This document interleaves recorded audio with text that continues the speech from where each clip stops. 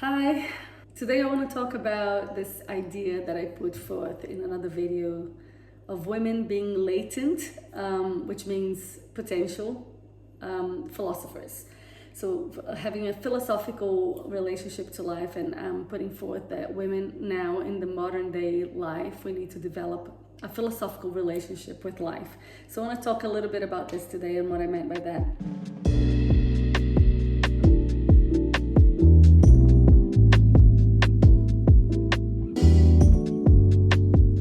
So first we need to understand philosophy, what philosophy means.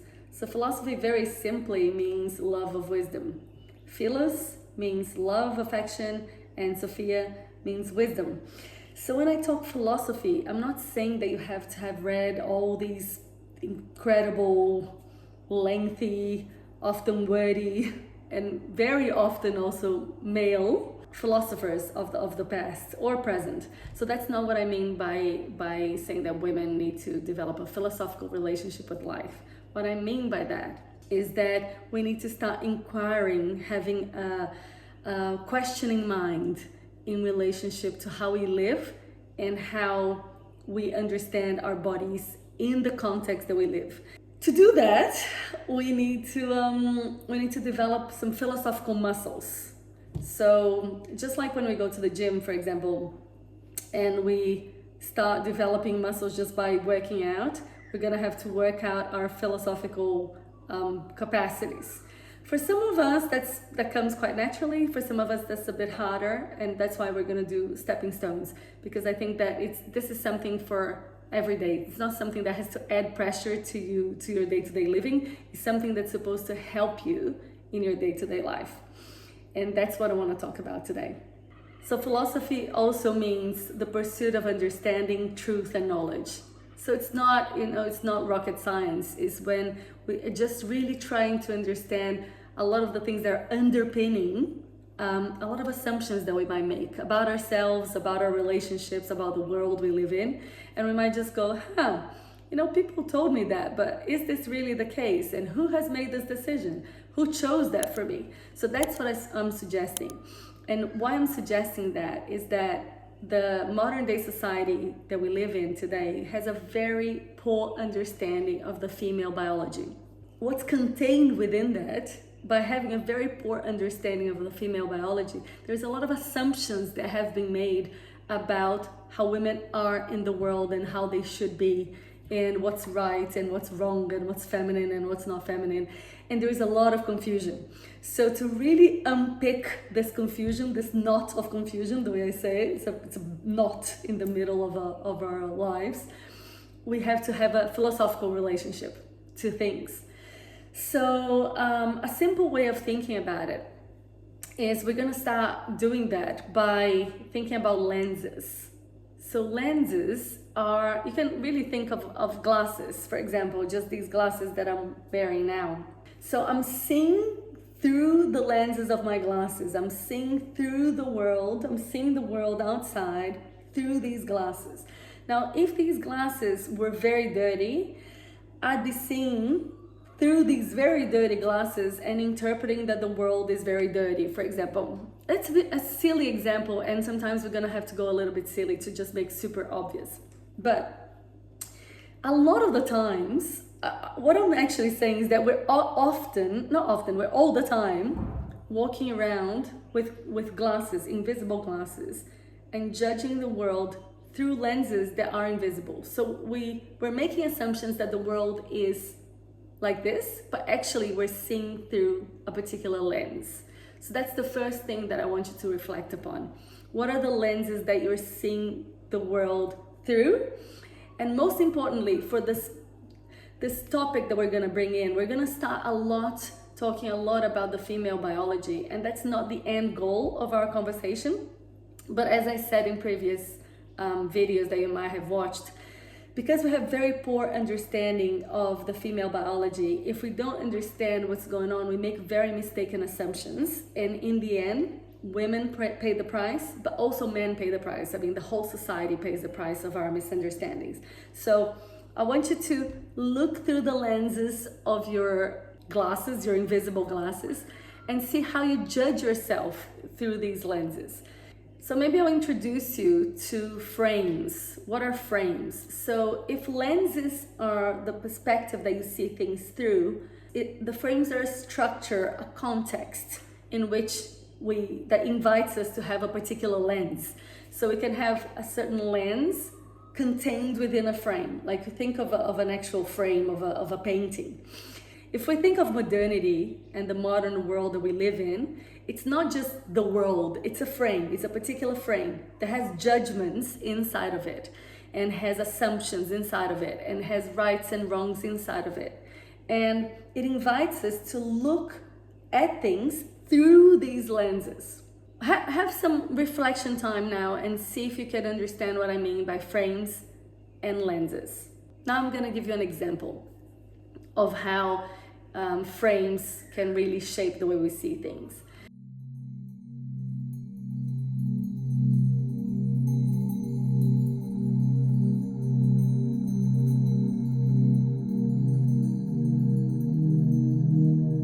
So let's say, this is not even let's say, that's actually true. In modernity, in the frame of the modern world that we live in, aging is not framed as a positive thing. So because aging is not framed as a positive thing, the lenses that women look through when they're looking at themselves aging is not a positive lens. So now you can only imagine how women would think about menopause or going through menopause or perimenopause if they have this larger context, this frame that says that aging and becoming a wise woman, because really that's what happens when you mature in life. Not all the time, and we're gonna go into that, but that's what's potentially happening. But if you have a culture that's constantly expecting you to go back into looking youthful or being or behaving youthful and going back to youth, this culture is preventing you from having a more mature frame, a more mature lenses to look at yourself through. And that's super problematic for women, and it's very problematic for men as well, of course. But you can only imagine how much money, effort, mental capacity, worry, emotional exertion would happen in a woman's life just having this very, very detrimental frame and lenses to look at herself through.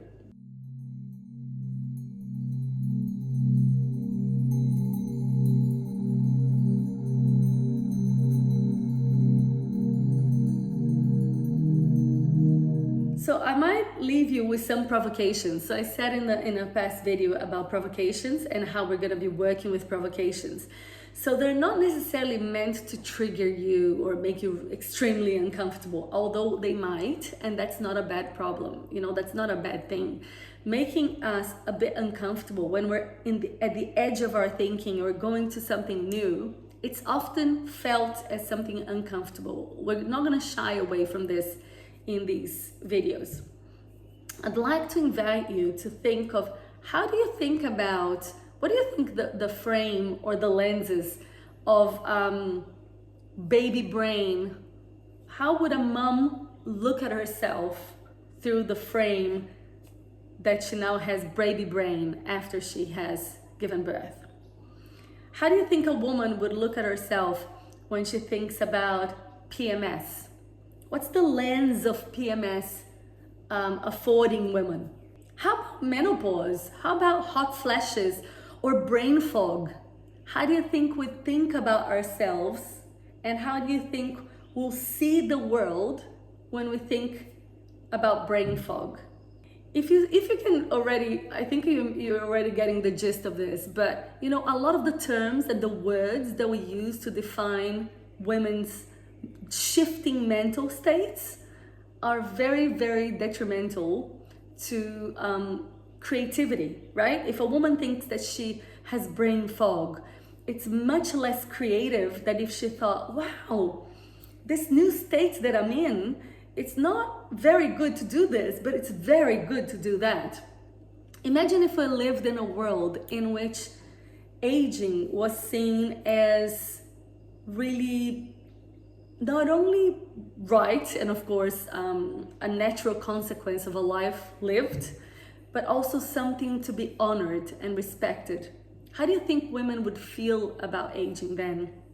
You know, this is all not just hypothetical. What I'm actually saying exists in various tribal cultures and in some Aboriginal cultures here in Australia where I live.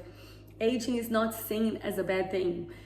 Aging is seen as a wise woman, a woman that's lived her life, is one of the pillars of the tribe.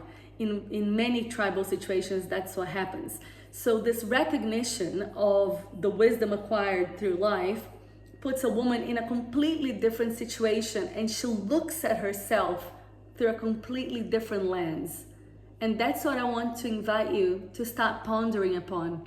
So I'd like you to start reflecting upon that and thinking, do we look for all these interventions, or do women look for all these interventions because it's natural, or because this is what the frame of modernity expects a woman to do? Now, if she develops a philosophical relationship with herself and with the world and with her biology in the context of modernity, she's gonna start questioning a lot of things. And one of them is aging really bad?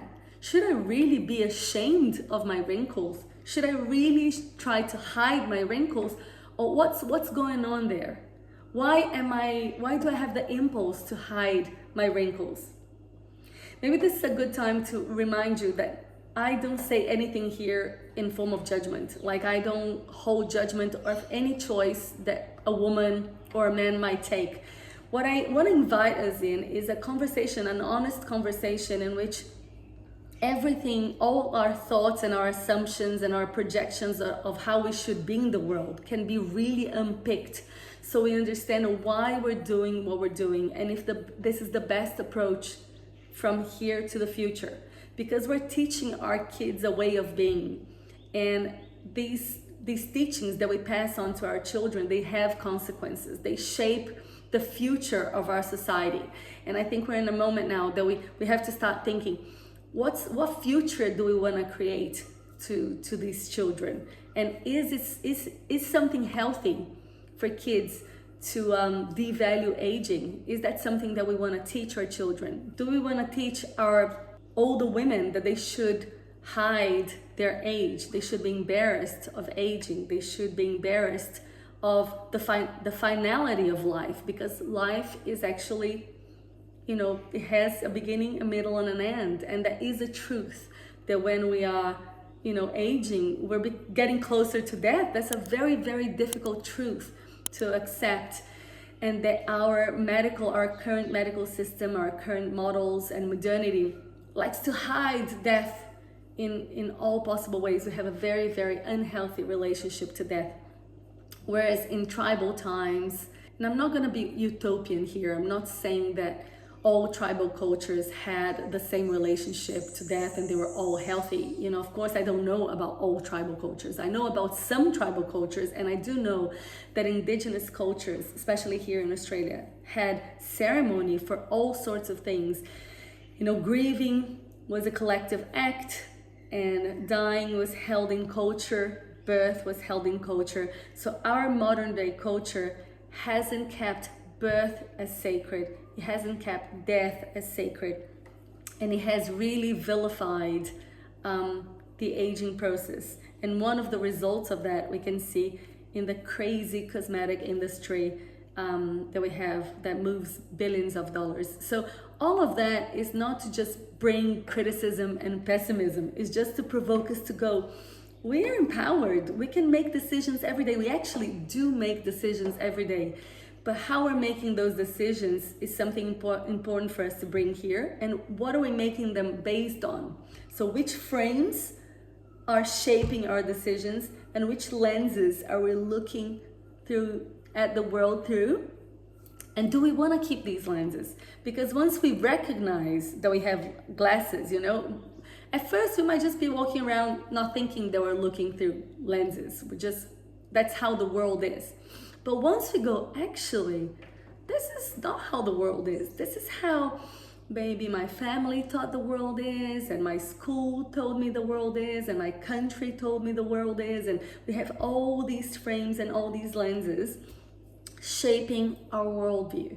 And once we recognize that a lot of these frames are not healthy, a lot of these lenses are not healthy, we can simply either try to take the glasses out, and that might be possible, or clean the glasses and go, wow, now I can start to see this a little bit more clearly. And one of the ways that we can clean the glasses is just by questioning it. So this philosophical relationship with life is a way that I'm using the words like a metaphor for cleaning our glasses, to be able to question. Once we start questioning why we're thinking the way we're thinking, and not just make a decision, go and do a beauty intervention without thinking, oh, I'm thinking like that because my culture has me believe that if I don't change the way I look, I'm not acceptable, I'm not valuable, I'm not worthy. And feeling unworthy is really painful. So I'm going to do that. You know, I think that sometimes doing interventions or still making the same decisions that we would have made, but after we question it, is much better than just making the decision without questioning it. And the reason being that once we make the decision, but we know why we're making it, we're always more free. There are various degrees of freedom. And once we know that we're making a decision because we want to feel worthy, and unfortunately, in my context, if I don't do this, I'm not going to feel worthy. Even though this is not entirely true, and we'll unpack this in future videos, I believe in training wheels on our journey. You know, training wheels from Little Bicycle when they're learning how to ride a bike. In our journey of developing a philosophical relationship with our biology, in the context of modernity, for the sake of better relationships between all of us, better understanding between all of us, and better collaboration for the future generations. So once we start understanding ourselves further, this process is a bit clumsy. We might fall on the ground. I have to pick up the bike and fall on the ground and pick up the bike. So I believe in training wheels, and the training wheels might be, you know, doing intervention, doing a beauty intervention, or, you know, taking the pill, or taking HRT. We'll talk about all of this. Don't worry about the details now. But I'm just saying that interventions in women's biology will unpack all of it. But if you need to do something now that you feel it's important for you, otherwise you go crazy. For example, you can go, oh my God, I go crazy if I don't do this. You can do this, use it as a training wheel as you're learning how to develop this relationship with yourself and in your context. And then when you feel strong enough, you can take the training wheel and you might be surprised. You might surprise yourself and go, wow, I didn't know I had the inner strength to do that. So my invitation for you is to contemplate about all these things that we touched upon, you know, the lenses that you might be looking at yourself through. So if you are perimenopausal, menopausal, I am perimenopausal, and I know that I was brought up, you know, my culture, I'm from Brazil. I was brought up to look at myself not through very good lenses. You know, I'm aging, I certainly need to do interventions, I need to take hormone replacement therapy. There's a lot of things there. And these lenses don't make me feel very good about myself. In my situation, I live far away from Brazil for a long time, so I have been exposed to other frames and other lenses that have been really, really helpful for me to be able to change the way I look at myself and look at the world. But if you live in a culture in which the lenses that you look at yourself, you're not finding them very helpful, it's very good that you start recognizing it. So notice, you know, journal, start journaling.